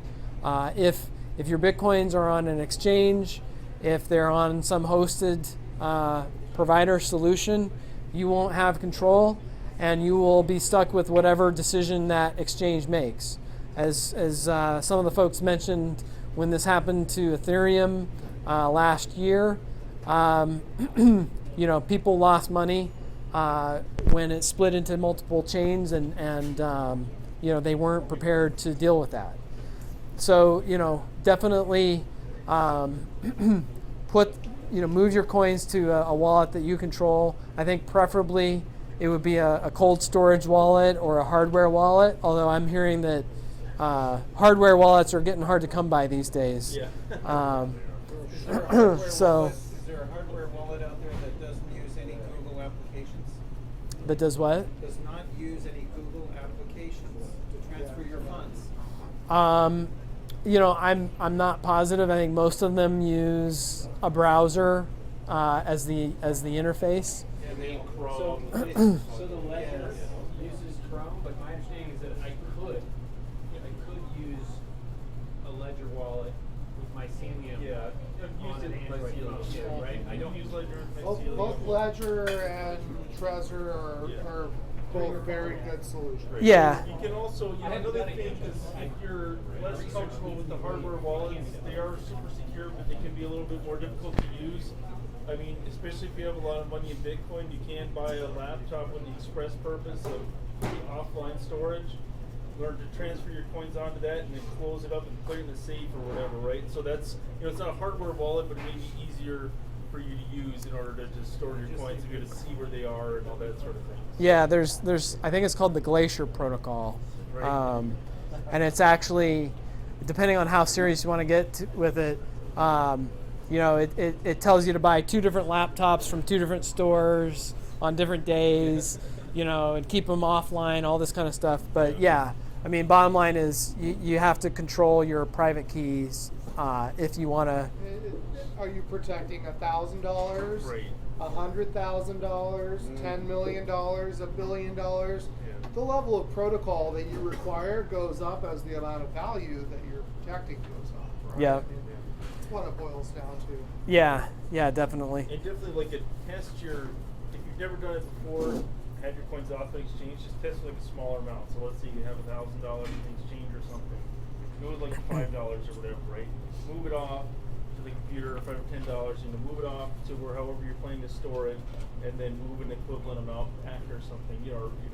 Fees are going to happen, but right, you move $10 off, it's going to be, and then move the rest back, just to prove to yourself that you can do the whole process. That way, you'll be more comfortable moving the whole amount. Yeah, that's a good point. If you're a sophisticated user and you don't trust yourself, there are ways you can actually time lock your coins, where I think some people do this as a way to prevent them from spending them. I don't know any mainstream wallets that really support it, but if you're a real technical person, you can figure out how to create a transaction that locks your coins until sometime in 2018 and then forget about it and let it all sort out.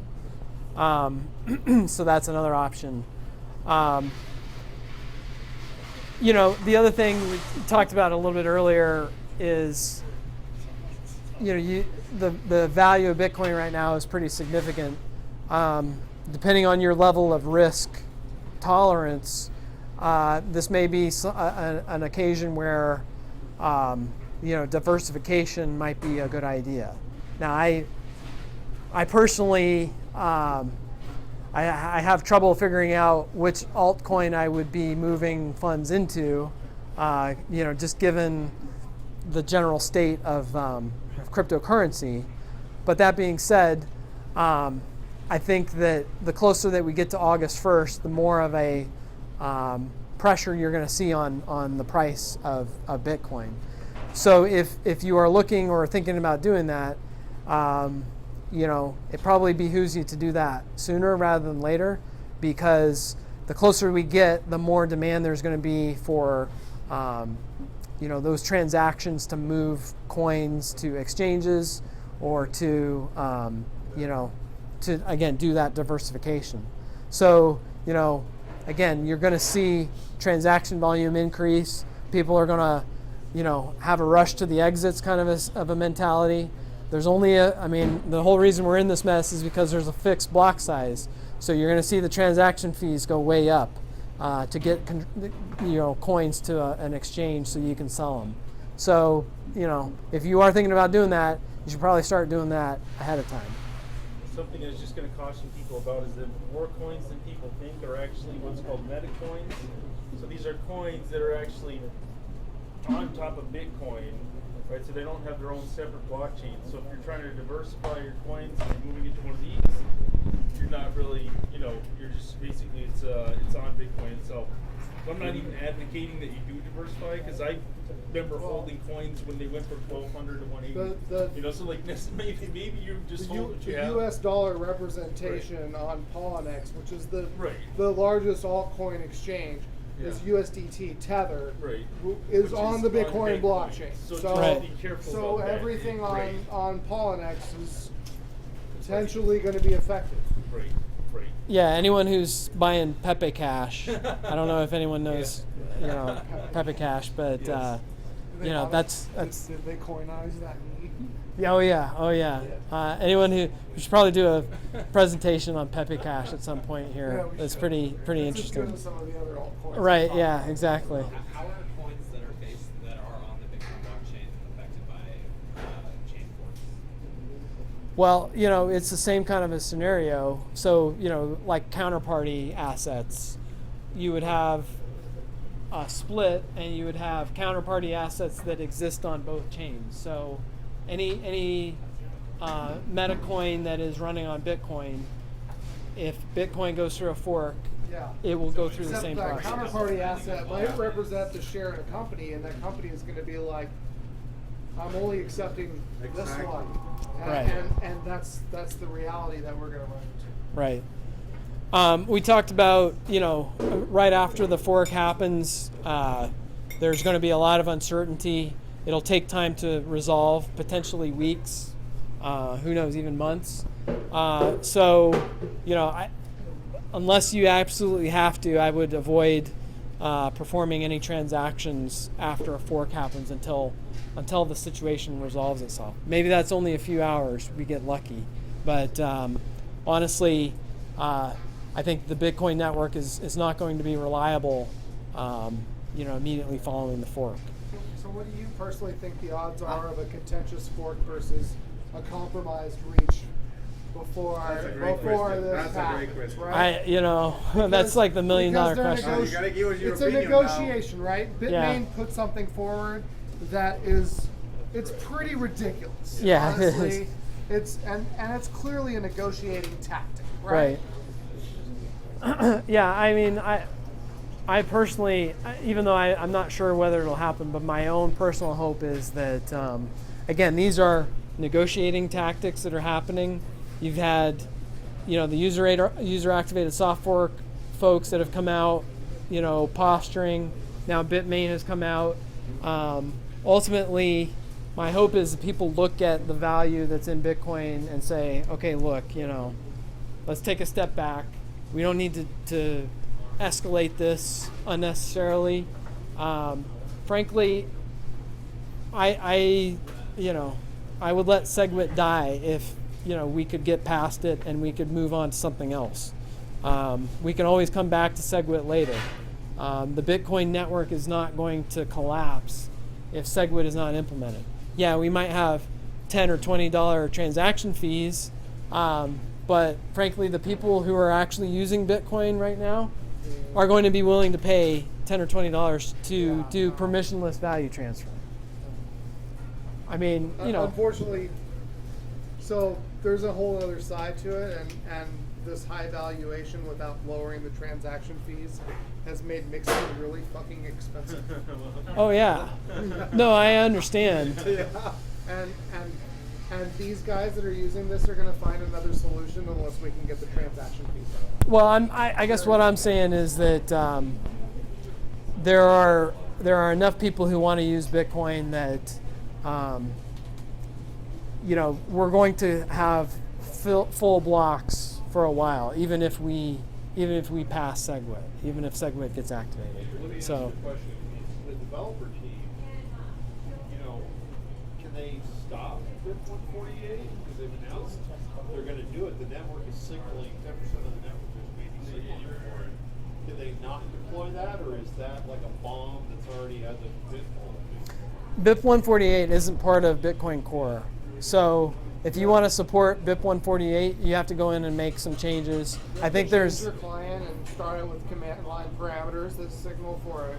Yeah, So there's if some. you're just downloading any of the core wallets available, you're not going to be signaling BIP 148.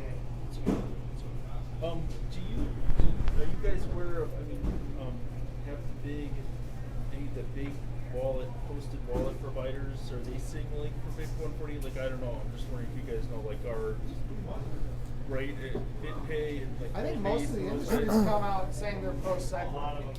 Yeah. Okay. Right? I mean, I'd say there's Okay. the overall industry consensus is pro-SegWit with the absence of the mining cartel, which apparently are being held back by But- some ASIC problems. But if we were in the absence of the mining cartel, Well, we have that fundamental mining cartel problem. right? But if we were to not have it, let's just for example, then not continuing or having, let's say, the history of the blockchain before you know, when this block size and then the after would not be that difficult to work with if you really needed to go and do research in the Old Testament as opposed to living in the New Testament. I love the religious parallel. That's a great parallel. Oh my gosh. This list on the screen right now is a list of companies that have come out with positions on the various proposals. So you can see that, I mean, if you look at this list here, it's a pretty big list of exchanges and wallet providers. Everyone except Bitmain is in support of SegWit, but you know it's definitely a mixed bag in terms of BIP 148. So you know, and frankly, I'm not sure how accurate this chart is. So you know, take it with a grain of salt. But would you not think that supporting SegWit is actually kicking down the can down the road? Because the block size is going to be a problem no matter what. You know, it's going to be. Scaling is always there's no ultimate scaling fix. Scaling is always a work in progress. Yes, but let me ask you something. Why is this company coming up with the 8 megabyte block? Yeah, well, that's part of the problem is this proliferation. Why has bandwidth scaled like 4x and storage scaled 4x and CPU processing power scaled 4x, but Bitcoin is still at 1 megabyte? Exactly. Why man. is it not scaling along following Moore's law? I'll tell you guys though. Last month I set up a full node on a computer at home and ran it, and the thing, like I don't know, it crashed. The network actually just cut out. So I'm just saying, like it is, you know, even with the 1 megabyte box we have right now, it was so much network traffic and everything was causing issues. So I guess I can see that. Seems like it should be easy to scale it to 2 and 8 and whatever. Or but there are go definitely to issues 2-minute with blocks and cut the block reward by a fifth. Yeah. And now you've got It's interesting 5 that we never times see the that capacity discussed on the because- same network and transactions go through But faster. there's a few fundamentals that you can't monkey. You can't monkey with the supply, It doesn't. the issuing schedules. It doesn't. It doesn't change that. If you change block times, your minting schedule is You off. change the Right, reward. but you change the reward proportional to the time. It's the most do. simple way to scale. You do, but that's a very interesting concept. Because run a full node, that's what you're giving up. So when he wants to run a full node and he wants to validate the chain, he wants to figure out what is the right Bitcoin. He can't do it anymore. Because I'm just saying it. Yeah. He can't do it on a Raspberry Pi, but he can certainly do it on a he can't do it on a computer. laptop. He's Oh, gonna yeah. buy $2,000. It was crashed. That's all I'm saying. It could have been my fault. I mean, this is Processing power. It does. It does. this is It'll the. run on a small droplet. This That's is the- how BIP 148 is signaling. I mean, this is the dilemma, right? DigitalOcean droplets. They're signaling. It's a false signal, right? All right, one more question. That would be I terrible. feel like the priest of doom and gloom, and I don't want to be that guy, right? Right. Huh. So we all agree that whatever happens, the Bitcoin blockchain will stay no matter what, because it's going to be there somewhere somehow. Bitmain's not going away. 70% of the miners in China, they're going to be there when the dust settles, right? 35 or 36, I can't remember the number, maybe you guys remember. Exchanges have failed though, and people have lost money. So I know a lot of people, like I've had friends say, hey, I'm going to move into Litecoin, I'm going to move into Dash, I'm going to move into Ethereum, whatever I'm going to do. But if your exchange doesn't have the ability to process Bitcoin for 3 days, you're not getting transaction fees, what is your feeling of their ability to actually continue to convert any coins to fiat, or are they just going to shut down and say we're going to wait, and everybody's assets are frozen? I mean, what do you guys think about that? I mean, I think like Poloniex, and I mean, most of these companies have enough capital to survive for probably a few weeks.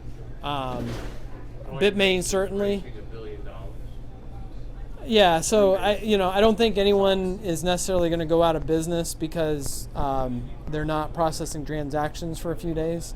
There might be a few that are hanging on by a thread, and maybe that does kind of break the camel's back at that point. But I think it's just, again, going back to the network effect. I mean, you can't put the genie back in the bottle, and at that point going forward, something will survive. It's just a question of how much value will it have, and where will it be in relation to everything else that's out there. So, I know we're basically out of time here.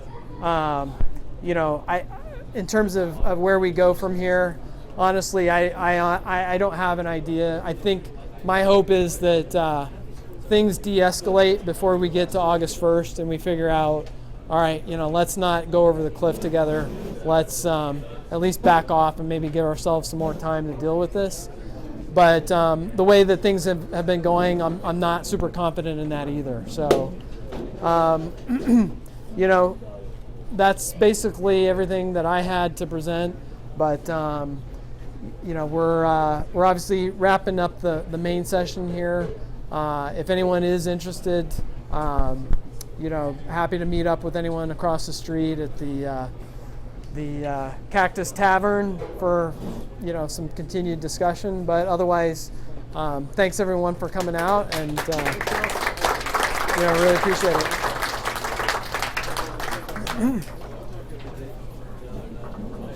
And if you want to get in touch with me, I'm on Twitter, or you can go through the meetup.